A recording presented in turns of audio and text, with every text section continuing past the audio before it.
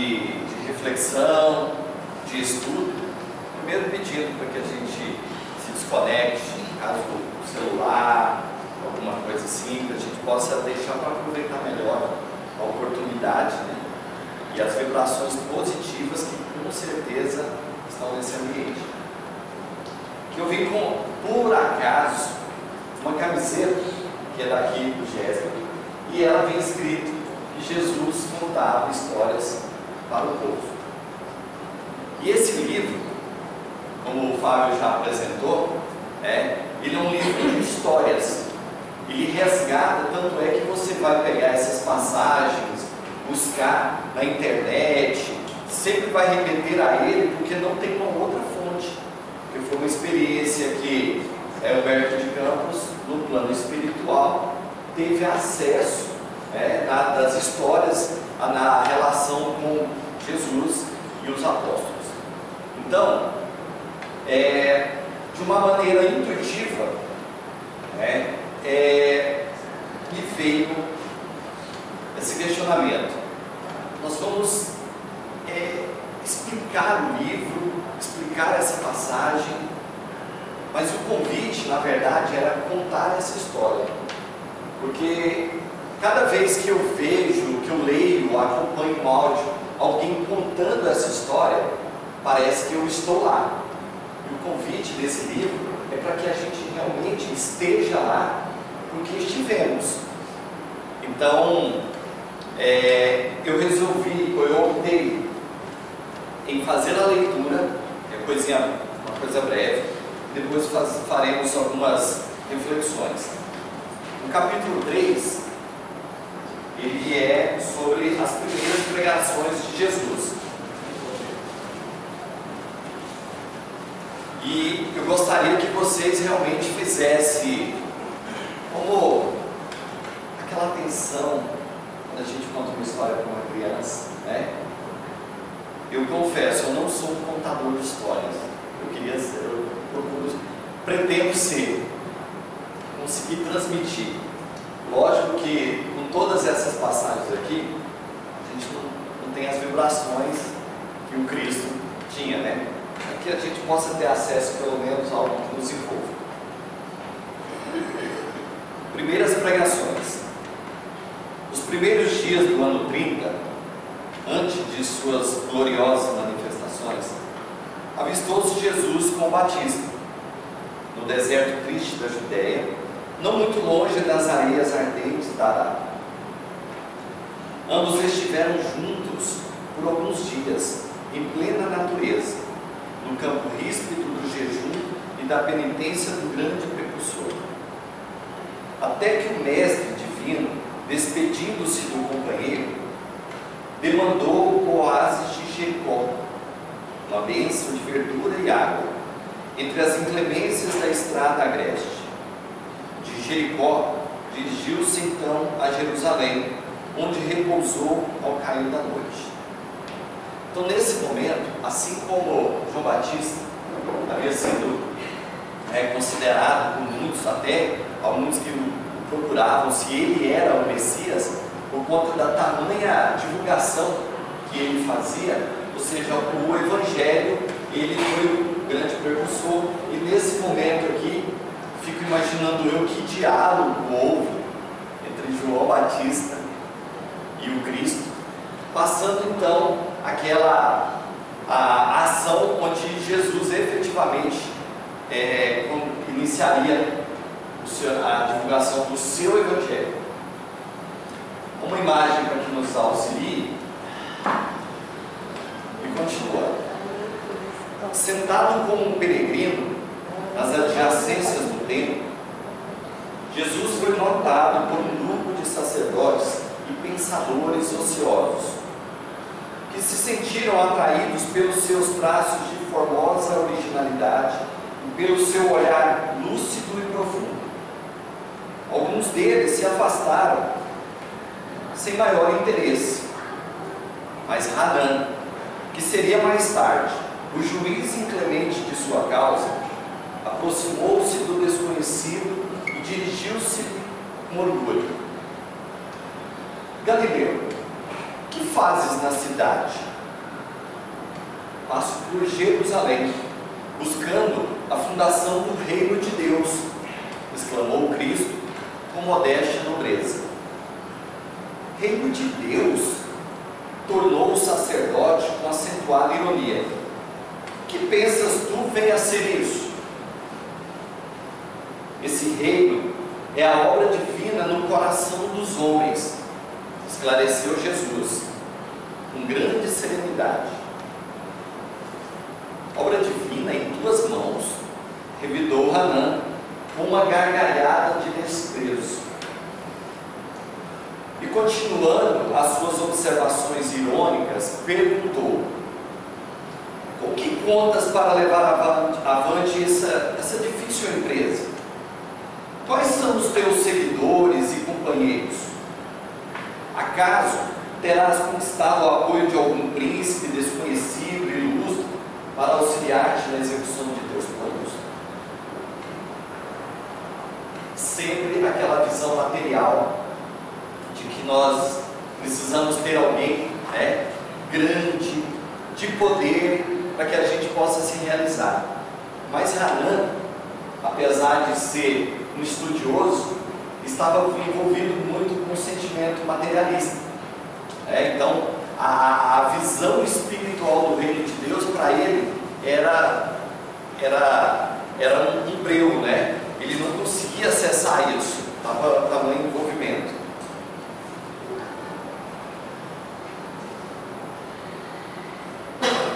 Ele continua aqui, Jesus responde: meus companheiros hão de chegar de todos os lugares, respondeu o mestre com humildade. Sim, observou Hanã, os ignorantes e os tolos estão em toda parte da terra. Certamente que esse representará o material de tua edificação. Entretanto, propões-te realizar uma obra divina. E já viste alguma estátua perfeita modelada em fragmentos de lama? Ou seja, menosprezou não só o Cristo, mas como todo aquele projeto ao qual ele se propunha. Jesus responde: sacerdote, uma energia serena. Nenhum mármore existe mais puro e mais formoso do que o do sentimento, e nenhum cinzel é superior ao da boa vontade. Lembrando que se estava falando então de questões que são estéticas, algo para aquele momento que era glamouroso, que era o mármore, então ele vincula a essa referência do mármore ao sentimento. E o cinzel, que é o formão que modela o mármore, ele atribuiu ele ao da boa vontade. Que a gente frise bem essa questão do sentimento e da boa vontade, tendo como referência o mármore e o formão.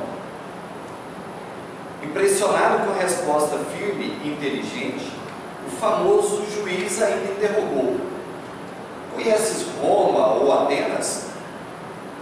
Conheço o amor e a verdade, disse Jesus convictamente. Tem ciência dos códigos da corte provincial e das leis do tempo?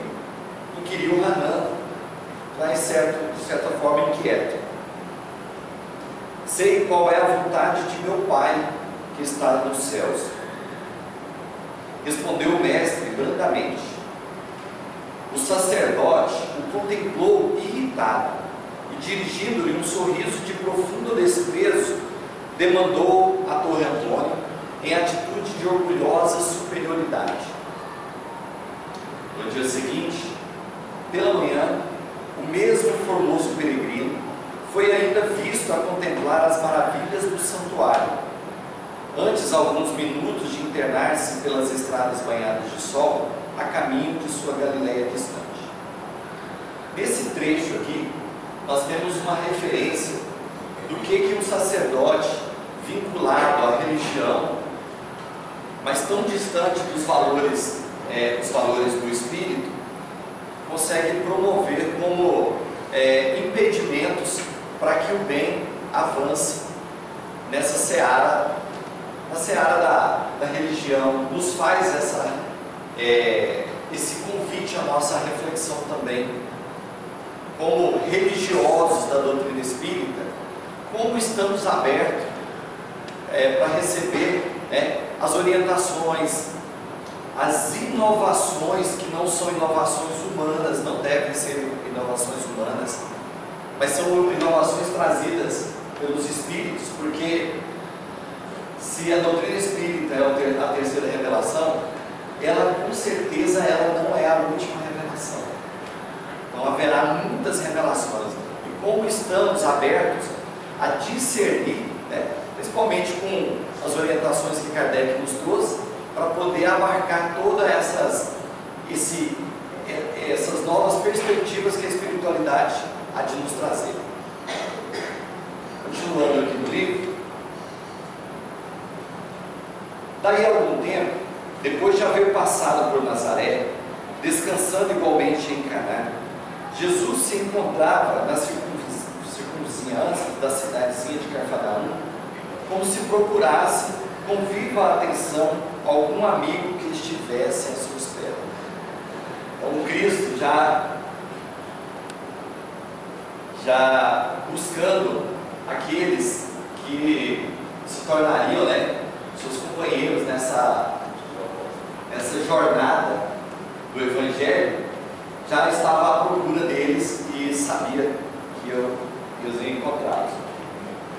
Em breves instantes, ganhou as margens do Tiberíades e se dirigiu resolutamente a um grupo alegre de pescadores, como se de antemão os conhecesse a todos. A manhã era bela, o seu manto diáfano de radiosas neblinas. As águas transparentes vinham beijar os elorendos da praia, como se brincassem ao sopro das virações perfumadas da natureza. Os pescadores entoavam uma cantiga rude e, dispondo inteligentemente as barcaças móveis, deitavam as redes em meio de profunda alegria. Então descreve para a gente um cenário daquele momento onde o Cristo já se aproximava e a vida cotidiana seguia, cada um dos seus afazeres, e aí veio o convite. Jesus aproximou-se do grupo e assim que dois deles desembarcaram em terra, falou-lhes com amizade: Simão e André, filhos de Jonas, venho da parte de Deus e vos convido a trabalhar pela instituição de seu reino na terra. André lembrou-se de já o ter visto nas cercanias de Betsaida e do que lhe haviam dito a seu respeito, enquanto que Simão, embora agradavelmente surpreendido, o contemplava enladeado. Mas quase a um só tempo, dando expansão aos seus temperamentos acolhedores e sinceros, exclamaram respeitosamente: sede bem-vindo. Jesus então lhes falou docemente do Evangelho, com um olhar em sentido de júbilos divinos. Estando muitos outros companheiros do lago a observar de longe os três, André, manifestando a sua tocante ingenuidade, exclamou comovido: um rei em Cafarnaum? Existem tão poucas casas? Ao que Pedro temperou como se a boa vontade devesse suprir todas as deficiências. O lago é muito grande e há várias aldeias circundando essas águas. O reino poderá abrangê-las todas. Ou seja, também naquele momento com uma visão material do que seria o reino de Deus. Imaginaram um castelo, algo muito grande. O que diferenciava ele, os dois no caso, de Hanan? No caso, a humildade, a simplicidade, a receptividade que eles tinham, não revelando nenhum sentimento hostil em relação ao Cristo, até porque a presença de Jesus era desse jeito. Ou ela te trazia um conforto, uma saudade, né, um sentimento de amizade, ou nos gerava em alguns um sentimento negativo, um sentimento de vergonha, de raiva. Então, no caso deles, apesar de ter a mesma ignorância no que trazia a mensagem de Jesus, eles eram diferentes nesse sentido. E continuando, isso dizendo, fixou em Jesus o olhar perseguidor, como se for uma grande criança meiga e sincera, desejosa de demonstrar compreensão e bondade. O Senhor esboçou um sorriso sereno, e como se adiasse com prazer as suas explicações para mais tarde, inquiriu generosamente: quereis ser meus discípulos? André e Simão se interrogaram a si mesmos, perguntando sentimentos de admiração embevecida. Refletia Pedro: que homem seria aquele? Onde já lhe escutaram o timbre carinhoso da voz íntima e familiar? Ambos os pescadores se esforçavam por dilatar o domínio de suas lembranças, de modo a encontrá-lo nas recordações mais queridas. Não sabiam, porém, como explicar aquela fonte de confiança e de amor que lhes brotava no âmago do Espírito, e sem hesitarem, sem uma sombra de dúvida, responderam simultaneamente: Senhor, seguiremos teus passos. A gente faz, você vê, uma reflexão nesse momento, a importância da reencarnação dos nossos projetos de vida. Quantas vezes, nas nossas sintonias, nos nossos momentos, a nossa intuição nos remete a experiências anteriores. Neste caso aqui, um grupo de amigos, né, que comprometidos com a instalação do reino de Deus, com a bondade, né, o benefício do esquecimento, não recordavam com objetividade a presença do Cristo, mas eles diziam: algo me traz um sentimento muito familiar, eu já estive vendo, eu já ouvi essa voz. E aí, quantas vezes, nos nossos caminhos também, com aqueles que zelam por nós no plano espiritual, também estivemos juntos, e a gente só precisa permitir, que o nosso sentido do bem nos direcione a esse reencontro. Jesus os abraçou com imensa ternura, e como os demais companheiros se mostrassem admirados e trocassem entre si critérios ridicularizadores, o mestre, acompanhado de ambos, de grande grupo de curiosos, se encaminhou para o centro de Cafarnaum, onde se erguia a intendência de Antipas. Entrou calmamente na coletoria e, avistando um funcionário culto, conhecido publicano da cidade, perguntou-lhe: que fazes tu, Levi? O interpelado fixou-o com surpresa, mas seduzido pelo suave magnetismo de seu olhar, respondeu sem demora: recolho os impostos do povo, devidos a Herodes. Queres vir comigo para recolher os bens do céu? Perguntou-lhe Jesus com firmeza e doçura. Levi, que seria mais tarde o apóstolo Mateus, sem que pudesse definir as santas emoções que lhe dominaram a alma, atendeu comovido: Senhor, estou pronto. Então vamos, disse Jesus, abraçando. Em seguida, o numeroso grupo se dirigiu para a casa de Simão Pedro, que oferecera ao Messias acolhida sincera em sua residência humilde, onde o Cristo fez a primeira exposição de sua consoladora doutrina, esclarecendo que a adesão desejada era do coração sincero e puro, para sempre as claridades do seu reino. Iniciou-se naquele instante a eterna união dos inseparáveis companheiros. Na tarde desse mesmo dia, o mestre fez a primeira pregação da Boa Nova na praça ampla, cercada de verduras, situada naturalmente junto às águas. No céu vibravam harmonias vespertinas, como se a tarde possuísse também uma alma sensível. As árvores vizinhas acenavam os ramos verdes ao vento do crepúsculo, como mãos da natureza que convidassem os homens à celebração daquele primeiro ágape. As aves ariscas pousavam de leve nas alcaparreiras mais próximas, como se também desejassem senti-lo.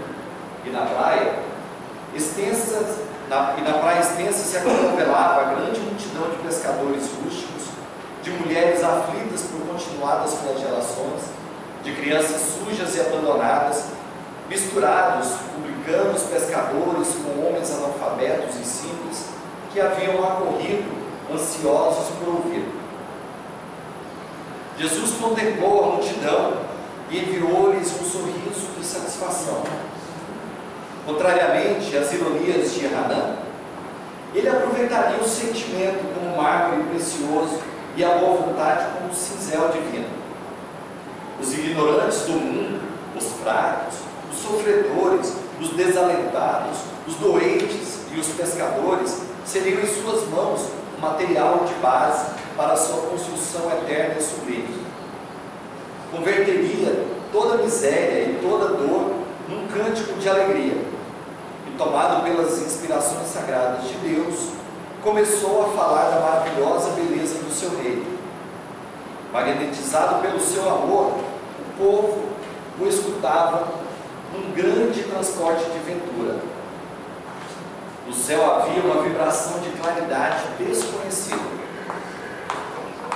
Ao longe do firmamento de Cafarnaum, o horizonte se tornara um deslumbramento de luz, e bem no alto, na cúpula dourada e silenciosa, as nuvens delicadas e alvas tomavam a forma suave das flores e dos arcanjos do paraíso. Assim a gente finaliza a leitura, com poucos instantes para concluir, mas o nosso convite é para que a gente se identifique, ainda no nosso estado de ignorância, e devemos admitir que assim como Hanan, assim como aqueles discípulos que foram convidados, por meio desse encontro com Jesus, foram convidados a segui-lo, e eles, diferentemente de Hanan, de pronto o seguiu. E assim, Jesus nos aparece, nos surge como o nosso grande pastor a buscar as suas ovelhas, e nós, usando dessa reflexão em torno do mármore precioso que é o sentimento, e principalmente daquele formão que é o da boa vontade, que possamos assim refletir no nosso mundo íntimo se nós já encontramos Jesus, se Ele já nos parece familiar, se a sua voz, o teu chamado ainda já nos toca o coração com a nossa humildade, ou até mesmo o nosso egoísmo, dizendo: eu não posso segui-lo, eu não acredito, eu não entendo esse seu projeto. Porque assim como nós também estamos num país que é o coração do mundo, a pátria do Evangelho, nós precisamos entender que as instituições, os nossos governos, não vão fazer essa mudança.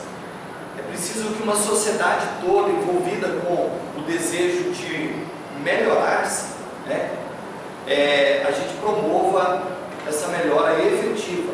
E nós temos círculos, principalmente o círculo principal, que é o da nossa família, para resolver isso, para edificar, porque com todos os outros seres, ou todos os outros locais que pudermos estar, nos faculta irmos embora, nos desligarmos. Hoje temos um amigo muito caro, muito desejoso, né, da nossa afetividade, porém, em determinado momento, nós podemos nos despedir dele, os nossos cônjuges, mas a nossa família principal, todo o trabalho, né, da espiritualidade para promover pela reencarnação, esse reencontro, nos traz esse convite. E aí, para a gente entender que o nosso sentimento, ele como sendo esse mármore, ele precisa da nossa boa vontade, porque nas mãos de Jesus, ele com certeza fará uma obra maravilhosa. Lembrando que essa obra, ela não é uma instituição, né? Nós somos colaboradores por meio de uma doutrina que nos revela essas maravilhas do reino do céu, mas para que a gente realmente coloque, estabeleça no nosso coração esse reino, porque nós podemos nos distanciar de qualquer instituição, né? Quantas pessoas já peregrinaram por vários motivos, sejam eles de mudanças de endereço, discórdias, né? Contendas que nos diz assim: não, eu não vou mais participar dessa instituição. Mas nunca vai se distanciar quando a gente sabe de forma efetiva que esse reino de Deus é o nosso coração. Então essa igreja que Deus, por meio de Jesus, nos convida a edificar, é o nosso sentimento. E onde quer que estejamos, nós vamos levá-lo, compreendendo que o reino de Deus era aquele lugar onde ele reina. Eu tenho que me perguntar em alguns momentos se no meu coração quem reina? Sou eu. Mas eu sou um servo. Se eu sou um servo de Deus, então ele reina, ele com certeza ele reina. E assim, chegando nesse momento final, lógico de uma forma alegórica, mas aquilo que também nos convida a remeter os nossos sentimentos, a gente possa trazer essa imagem do Cristo, aqui representada, de alguém à nossa frente, alguém mais adiante, que conhece o caminho e que nos convida a segui-lo. Será que faremos assim como Pedro, André, Levi? Nós estaremos disponíveis de pronto. E olha que a nossa tarefa ela é muito mais fácil. Ela é muito mais fácil. A gente não precisa abandonar o centro, não precisa abandonar os nossos empregos, a nossa família e segui-lo. Hoje seria quase que uma loucura, né? Mas para eles que tinham essa missão, e que assim que nesse momento foram chamados a serem os discípulos, mais tarde foram realmente revelados que eles eram os apóstolos, né? E nós somos os discípulos. E assim como o Emmanuel trouxe essa referência para o Chico Xavier, o discípulo ele precisa principalmente de disciplina, para que aquele treinamento, né, da nossa conduta, principalmente a nossa conduta moral, que nos convida à nossa transformação efetiva, ela seja um treinamento contínuo. Então assim nós encerramos esse momento de reflexão. Espero que alguns sentimentos, né, de reencontro se predominem muito mais do que muitos de nós, né, que infringimos diversas vezes a lei das vidas anteriores, que nem sempre estivemos nessa postura dos discípulos. Muitas vezes apedrejamos, muitos de nós, com certeza, em memórias de mais profunda intimidade, sabe que nós fomos opositores de toda essa grandeza, mas como o Espírito evolui, e essa é o que há de mais imperioso na determinação da lei de progresso, nós estamos aqui na nossa melhor versão, para que possamos olhar para o nosso mundo íntimo, para os nossos companheiros de jornada, compreendendo que esta é a nossa melhor versão, e que agora sim, diante de forma espontânea, estamos aqui para receber todos esses ensinamentos. Tá? Então que possamos fechar nossos olhos, agradecer a Deus a cada instante de nossas vidas, sabendo que o momento mais precioso de colocarmos em prática os nossos desejos, de sermos pessoas melhores, que possamos edificar os nossos sentimentos e colocá-los em provas, é neste mundo físico, que o mundo espiritual que aguarda o nosso regresso, assim como uma grande escola, nos trará as reflexões daquilo que adiamos, que de forma onde nossas consciências possam nos constranger das obras que efetivamente nos comprometemos e que fizemos esse adiamento por meio do nosso orgulho, que possamos abraçá-las, os nossos propósitos aqui em vida, possamos treiná-los, adestrá-los em nosso mundo íntimo, para que efetivamente nos tornemos discípulos de Jesus e mensageiros da Tua mensagem viva, Tua presença seja sentida e irradiada a cada instante nas nossas boas ações, onde os nossos maiores beneficiados seja nós mesmos. Agradecemos, Mestre, hoje e sempre. Assim seja.